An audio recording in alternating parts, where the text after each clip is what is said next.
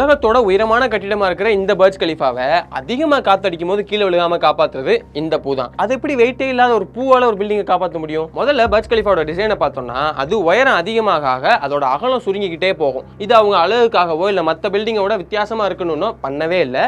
அதை அவங்க பாதுகாப்புக்காக பண்ணியிருக்காங்க. அதே மாதிரி பர்ஜ் கலிஃபாவோட ஃபவுண்டேஷனை பார்த்தோம்னா அது ஒய் ஷேப்பில் 3 பக்கமுமே நீண்டு இருக்கும். இது மற்ற எந்த பில்டிங்கோட ஃபவுண்டேஷன்லையுமே இருக்காது. இந்த ரெண்டையுமே அவங்க ஹைமோனோ கேலிஸ் அப்படிங்கிற ஒரு பூலேருந்து இன்ஸ்பயர் ஆகி எடுத்ததாக தான் அதோட ஆர்கிடெக்ட் சொல்கிறாங்க. அதை நினைவு கூறுற விதமாக தான் பர்ஜ் கலிஃபாலையுமே அந்த பூவை பற்றி எழுதியிருக்காங்க. அதில் அவங்க என்ன சொல்கிறாங்கன்னா அங்கே அதை பூவில் இருக்கிற மாதிரியே ஒய் ஷேப் ஃபவுண்டேஷனை நாங்கள் இப்போ போட்டிருக்கோம் அப்படின்னு சொல்லி அதில் சொல்லியிருக்காங்க. இந்த ஒய் ஷேப் ஃபவுண்டேஷனும் மேலே அதோட உயரம் அதிகமாக அதோட அகலத்தை குறைக்கிறதும் தான் அதிகமான காற்றுலேருந்து கூட பர்ஜ் கலிஃபாவை காப்பாற்றுது. அகலத்துக்கும் காற்றுக்கும் என்ன சம்பந்தம் அப்படின்னா, இப்போ பொதுவாகவே காற்றை பொறுத்தோட அதோட உயரம் அதிகமாக அதோட வேகம் இன்னும் அதிகரிச்சுக்கிட்டே போகும்.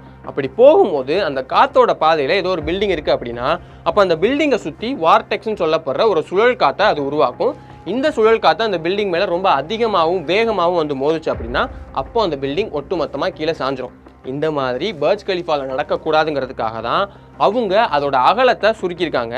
அப்படி சுருக்கிறதையே அவங்க ஒரே சீராக சுருக்காமல் அதை வேற பகுதியில் மாற்றி அவங்க அந்த அகலத்தை குறைச்சிருப்பாங்க.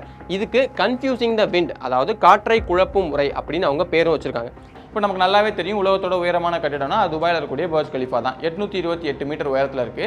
அதை விட 172 மீட்டர் உயரத்தில் 1 கிலோமீட்டர் அப்படிங்கிற அந்த கோலை தொடுற மாதிரியான ஒரு கட்டடத்தை கட்டணும் அப்படின்னு சொல்லிட்டு சவுதி அரேபியா ரொம்ப வருஷமாக வேலை செஞ்சுட்டு இருக்காங்க. 2028 அதோட வேலைகள்லாம் முடிஞ்சு அந்த கட்டடத்தை ஓப்பன் பண்ணிடுவோம் அப்படின்னு சொல்லியிருக்காங்க. இதுக்கு ஜெடா டவர் அப்படிங்கிற பேரையும் வச்சிருக்காங்க.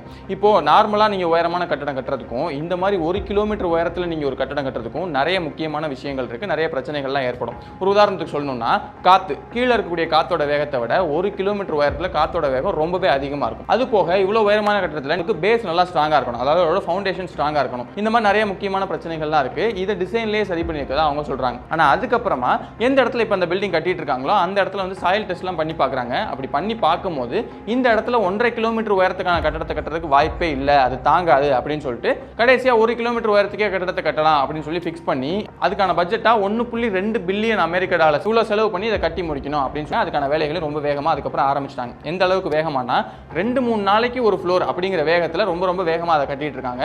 கடைசியாக ஜூன் மாதம் அப்டேட் எடுத்து பார்த்தோம்னா 100 மாடி வரைக்கும் கட்டி முடிச்சுட்டு அதுக்கு அடுத்து அது ரொம்ப வேகமாக போயிட்டு இருக்கு அப்படிங்கிற மாதிரி தான் நமக்கு தெரிய வருது. 2013 கட்ட ஆரம்பிச்சிட்டாங்கன்னா 13 வருஷம் ஆச்சு, இன்னும் கட்டி முடிக்கலையா?